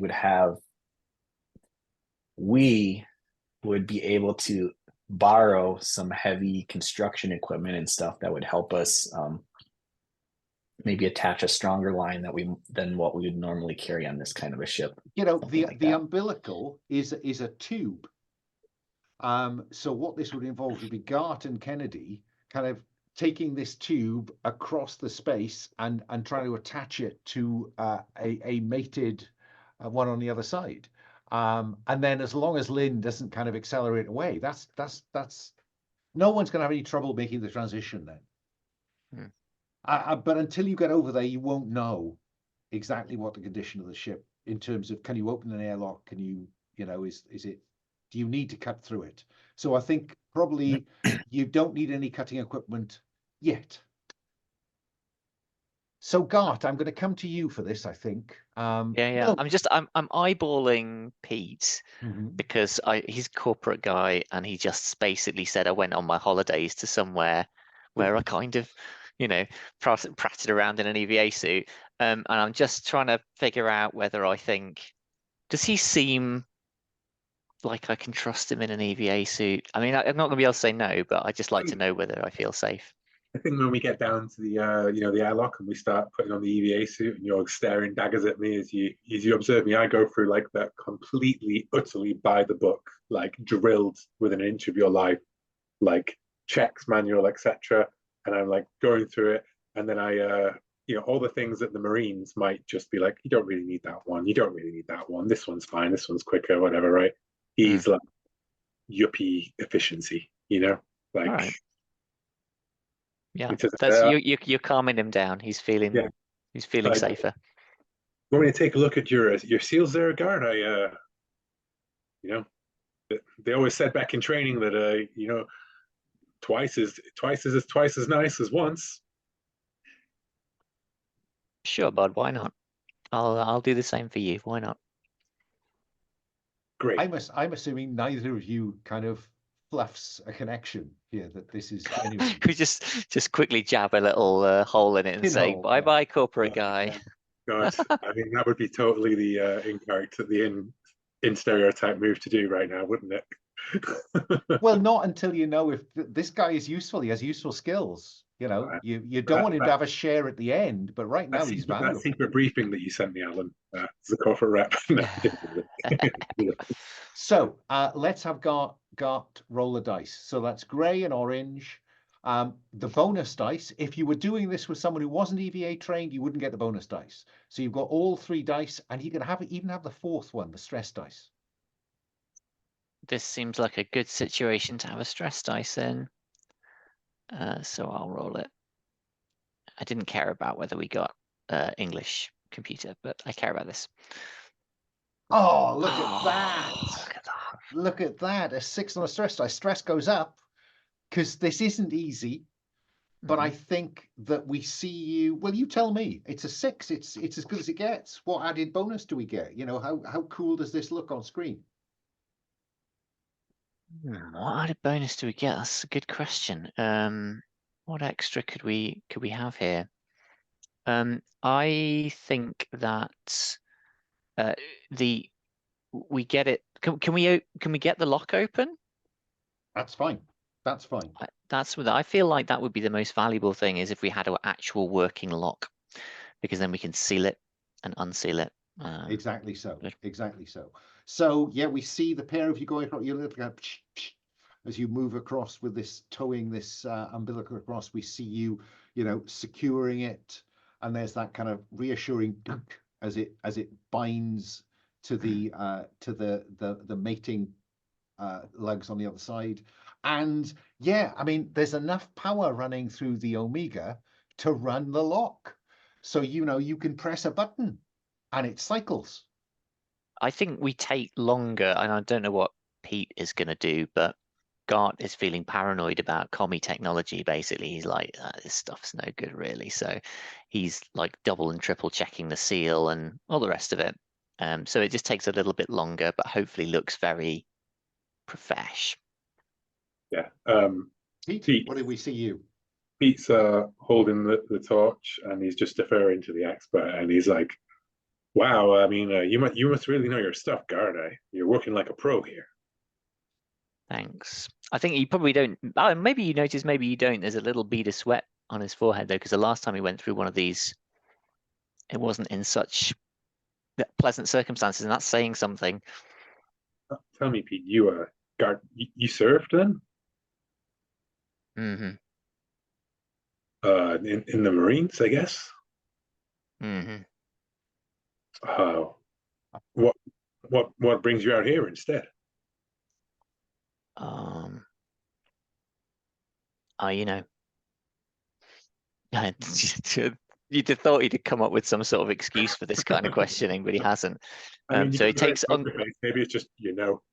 It just takes an uncomfortably long time to complete the sentence, you know, and then he says, fancy to change of pace. I hear you. Things move fast out here on the frontier. It's great. It's really, you know, it's really good to get close to the action. He just glances kind of sideways at you and goes, Yeah. And then your head moves within your helmet, right? Like rather than your whole helmet moves, it's just right, exactly. You know? Yeah. Because this is the clumsy alien suit, civilian suit with the kind of big lights on the helmet. There are some emergency lights on in the lock as you cycle through it. So we see you both come in. There is currently no gravity, but or life support as far as you can tell. But you seal the door, seal the outside lock. And that's when over comms and on the bridge, Ivan announces reactor restart initiated. What the hell? Oh, by the way, do I have to mark a point of stress? That's right, isn't it? Oh, you do. So I you just do. ticked up the second box because this is my first time. Great. Perfect. And you also mark intel because you rolled a 6. Ooh. And if you look at danger, intel, and stress, you can see what you can spend it on. Yeah, so Ivan announces that he has initiated reactor startup. And you're at the inner lock, the inner sealed door. Who's first through the door? It's going to be me, isn't it? Unless. I mean, I think that Pete is just like deferring to you, So like, if you were to just sort of hang back and just be like nod at him, he'd probably be like, "Oh, gee, sure, okay, sure. Makes sense. You got to make sure that you got your hands free to deal with anything that happens, right?" Yeah. I mean, the bottom line is that he seems like a really nice guy, but I don't really trust him to not accidentally detonate the ship or something somehow. So I'm definitely the least competent out of everybody here. I can use a spacesuit. That's about it, really, in terms of my qualifications to be on this crew. And so the inner door opens, and do we see you pull yourself out into the corridor beyond, Gart? after shining the torch in, sure. I mean, I don't know, like, there's no reason to think that there'd be anything bad on this ship. But at the end of the day, the last time I did this, people were shooting at me. So And I'm no going one careful. shoots at you, so you're great. already and that you're at a kind of a T-junction. So there's a corridor going off into the dark, left and right, and a corridor going ahead. Which way do you go? Do we know which way is which? We must do, because we've Yeah, so that way is bridge engineering. That way is towards the center of the ship. and uh, this flipping computer has started up the reactor on the ship we're on now. Yes. Is that the same as the drive, or is that a separate thing? No, that's a separate thing. That's just powering up so you've got more power to play with. All right. Lynn, I just want to point something out to you. Just routinely, Yes. you're just checking systems on the Alpha, and your faster than light drive is off. It is offline. Our fast the Your- alphas Yeah, is offline. Was it supposed to be? it shouldn't be. It should be at standby. You should be Alright, able to activate it. Am I on the alpha still, or am I with the others in the Omega? I knew that Kennedy and Gart were going over to fix the umbilical because they've got EVA. I Okay. assumed they were going to have a quick look around and then call other people across. Okay, so then Yeah. I'm gonna try to fix this. I alert the captain. Yeah. Our faster than light has And light when says you it's not try good. to press button A, click the switch, it stays red. Click click click click click click red, and then Ivan says, "Faster than light drive disabled pending rescue attempt." Fuck you, Ivan. Huh. We have to Right. find you a real Russian to say that to, don't we? So Carl, Lynn did that. Carl, are you suiting up, ready to go across? Or are you hoping that waiting for them to establish, atmosphere on the far side of the umbilical?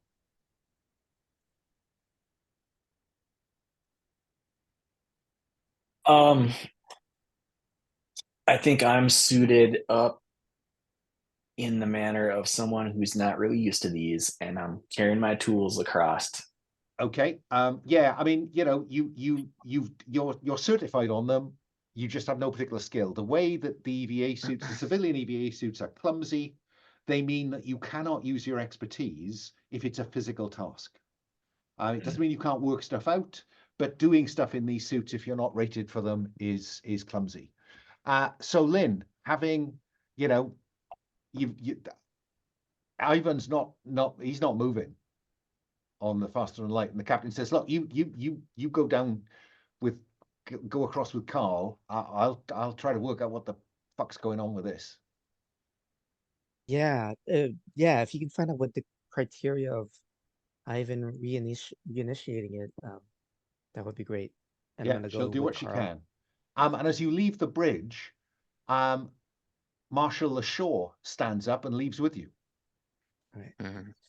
Lashaw seems to be coming as well. So, Gart's looked out in the corridor. Just, the lights give you maybe 20 feet of illumination. Nothing in the immediate surroundings. What do you want to do? I mean, this place is massive, so we can't possibly search it all. I'd like to ask Ivan to talk to the presumably Ivan on board this ship and just like confirm that it's all kosher, basically, i.e., is there oxygen? I think your No suit radiation will leak. yeah, I think your suit will tell you all of that stuff. No radiation leak. There is now that the reactor's coming on, the air scrubbers will begin to kick in, and oxygen will go up, CO2 will go down. So it's not a vacuum, but it's not currently breathable, or not advisedly breathable. Not advised to breathe. Well, relay all that back to you three, but by which I mean Carl, Lynn, and the Marshal, and say it's safe to come aboard. So are you going to go any further out of the airlock, Gart, or are you going to sit tight to everybody's? I'll let Pete through. I'm going to beckon through. So I'll say, Pete, I think we should wait for the others to come through, and then we'll commence the search. Sure. He says as he steps around, looking about the vessel. Like, Can I see the dollar signs? well, I think you just see him like the flashlight panning across all the things. It says, and as you pan around, Pete, a face comes towards you and knocks into you. Roll for stress, please. Great, exactly what I wanted to happen. Roll for stress. I've just spent a danger to provide evidence of violence. A desiccated, frozen body bangs into you, and drifts on down the corridor. And Pete's saying like, "Oh, I think this will be, it seems in good condition still. If we can restore atmosphere, I'm sure that." Fuck! Yeah, and that's what comes over everybody's comms, like. Gart, what do you do? What do you do? Carl and Lynn and the Marshal are in the umbilical on the way across, unless they tell me they're not or want to stop. What do you do, Gart, when this body just drifted, behind you at Pete? Oh, okay. So I see the body, do I? You turn and you can see it just drifting away. Yeah. Okay. Cool as a cucumber. I turn to Pete, put my hand on his shoulder, and say, "Well, it's okay. It's all right." Was thrashing around until your hand was like grabbed hold of his shoulder. Yeah. Should we go and have a look at this body? If it is still, it's not drifted off into the middle distance. No. It must have come loose from somewhere, and it's now drifting towards the back of the ship because the spin is providing a little bit of centrifugal. Yeah, okay. I'll like grab hold of its foot or something to stop it drifting off. Okay, jump after it and grab it. Yeah, fine. So you have a body, and I think that's the point at which, Carl, are you first in or second in? I think I was, first, third of the people. Yes, yeah. First So of Carl, the non-experts. Because of course now you're in the corridor, Gart and Pete. The airlock door closes behind you, and it begins to cycle so the other three can come through. So they're cycling through the airlock. You've grabbed hold of this body, Gart. What do we see you doing? Well, I'll physically start to manhandle the body into a sensible position while trying to move us out of the way of the airlock so they can get in. And are we saying over the radio, we got a body here? Probably just one of the undoubted large numbers of people who've died on this thing. Yeah, I mean, Pete, do you want to roll to investigate to ask some questions about the body? While Gart is kind of just trying to kind of control it and Sure. I don't think any of my expertise go into. nor do I at this point, no. No, I'll roll stress. Okay. I'm very stressed, so it makes Oh sense. wow. Danger Same goes up again. again. Thank you. The minimum you need is that I can tell you they're not dressed in a UPP uniform. So they're not crew. And I think there is a clearly he's taken a bullet wound, killed with a bullet wound, but now a desiccated husk. Can I ask, is there any kind of ethnic dimension to the UPP versus the Americas? Like, I mean, the Americas is all of the Americas, North and South. right. So there's a span of ethnicity there. The UPP is largely what was Soviet Russia with its various ethnic mix, Okay. China, and chunks of Southeast Asia, Vietnam, Laos, etc., Cambodia. I think it has like South America maybe as well, maybe like something like, or African states. They're a bit of a big melting pot on both sides. So essentially, there's no way to look at this person and say they plausibly look like they probably are UPP.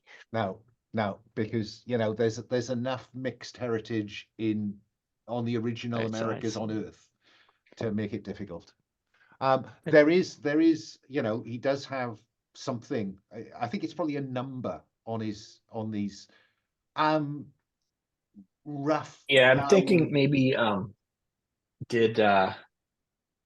kind of talked about my biology background, so maybe Gart asked me if I can determine the ethnicity by his hair follicles or something weird like that, and I'm just like kind of floating, turning this guy around to just look at his airlock has name cycled. badge. Carl, Lynn, and the marshal come through. Carl, let's have you roll to investigate. I will give you the benefit of analysis. That's expertise. Yes. He just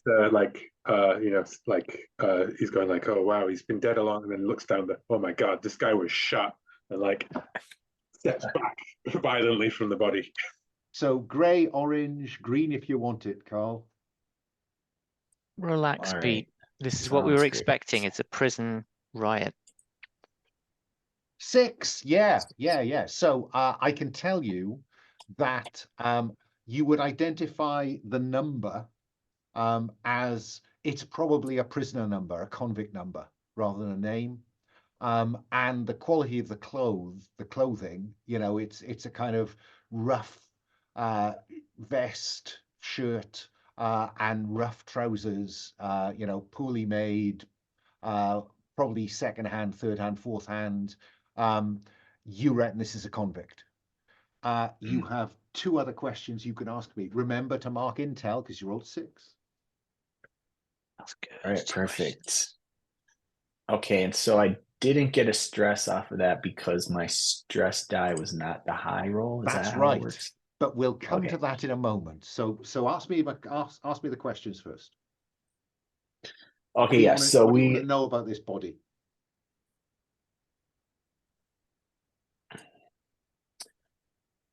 I think I want to know how many other bodies are floating around in this space that we're in. Fine. Now that you're cued into this, I think as you just spread out a little bit down these 3 corridors, you will see that there are a number of other bodies floating about in this space. Mm-hmm. And then the reactor reaches the point where gravity comes on and they go onto the ground, onto down. So yeah, there are plenty of bodies here. Maybe a dozen bodies you can see. And at the same time, the lights come on. And, going away at every 10, 20 paces in every direction, there's a body. Do you want to ask me another question? Yeah, this guy appeared to have been shot. Does it appear that all of the other bodies have been shot? Was there some kind? Are there like two factions here, or was there basically like some, I don't know, enforcer going through and just like slaughtering all the prisoners? I think that as you investigate the crime scene, and the marshal is coming along with you, I think, offering a little bit of expertise here and there.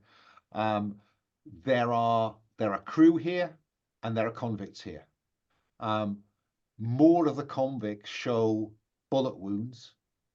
More of the crew show, improvised weapon.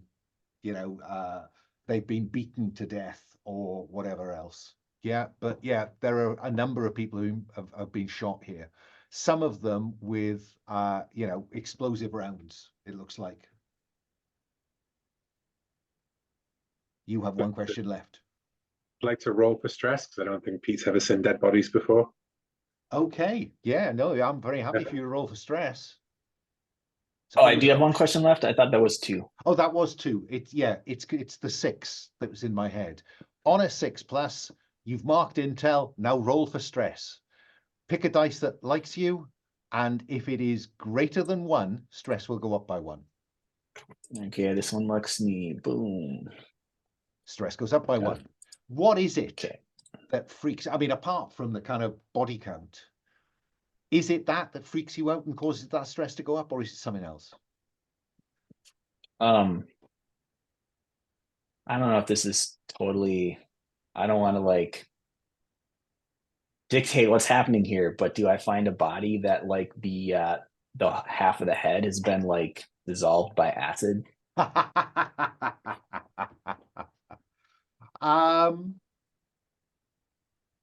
No. Okay.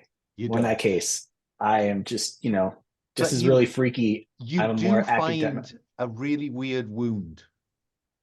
Okay. Because it looks like someone unleashed an explosive round at this guy, shot him in the back. But when you examine the corpse, there's no entry wound. Oh. Just an exit wound. That's really odd. I wonder what could have caused this. Yeah, just in general, I think that Carl is really freaked out again. Yeah, by all these bodies. He's not used to that. Well, let me ask now, because I've avoided asking this question until we had something meaty to go with. Carl, to the watching audience of millions, how do they know that Carl is beginning to feel a bit of stress here? What's his tell? What's his tick? What do we see? Yeah, I think as he's getting stressed out, his hair is becoming more disheveled and kind of an oily, sweaty sheen going on. He's actually maybe he reaches into his pocket for a cigarette. Okay.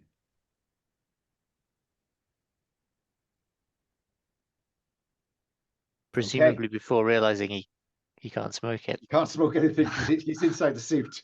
Sort of, patting. Oh, fuck. Just when I need to smoke. Lynn, what about you? I mean, you're currently sitting on 4 stress. So I'm just curious, how does our audience know that Lynn is just, this romantic sense of adventure and everything?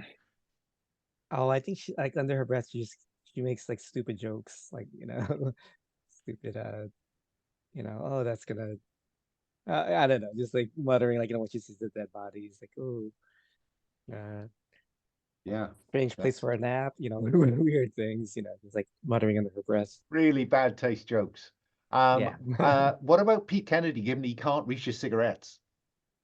Pete did fail that stress roll, so his stress has gone up. I think that Pete's stressed because he's in no way trying to hide the fact that he's freaked out by all these dead bodies. He stammers when he talks. He keeps looking back at them. He keeps shuffling away from any of them on the floor. He's really stressed out by this. He's very reassured by Gart. Yeah, I think Gart is going to continue to try and reassure Pete because he is conscious of the possibility of a explosive psychological decompression. Well, then I think that's an opportunity for me to say to to Pete, because let's try and introduce a final key bit of the mechanic before we finish tonight. Pete, do you take Gart's openness to, I'm thinking, seeking honest human contact? Yeah, I will. I'll look at, as Gart, like puts that hand on the shoulder. Pete will like lean against the bulkhead of the wall and look up at him through the mask and just be like, put one hand there and just be like, thanks, Gart. You're right. Maybe Gart other professionals are here. reaches over and just flicks the comms so it's just him and you. So Pete, Seek Relief from the Horror. It's on the Seek Relief tab, folks, just so you follow us through it. Immediately reduce stress by 1. What a winner. Okay. Rolled a 4. Framed a vignette and you roll a d6. You rolled a 4. So if you seek human contact, 4+. There's a blow up. Pete, he's what is it that really pisses you off here? I think well, what is it that pisses me off? Well, I mean, there's going to be a blow up. So you tell me whether you want to go for the 4+ result on verbal or physical abuse, or drunk, high, or numb your pain with drugs. Oh, I see. I'm not sure I get why is it a 4+? Okay, because Will just rolled the dice and he rolled a 4.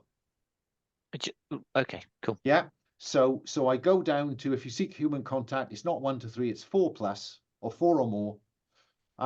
And there's a blow up. Agree with the GM whether to apply the 4+ result for verbal and physical abuse, or the 4+ result for get drunk, high, or numb.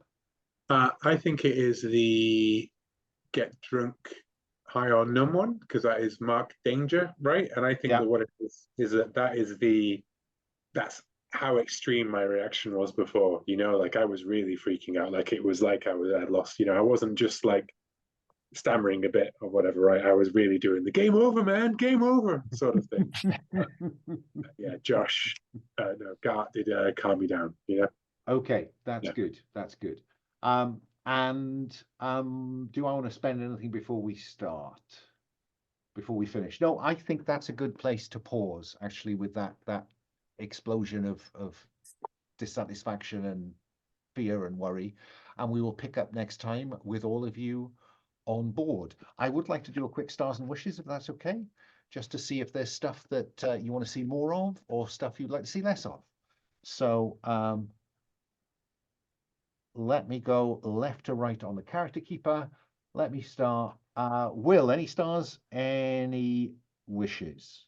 I really enjoy the setup. I like the changes to the rules. I found that last one a little bit hard to pass, but I get it, I think, now that I look at it.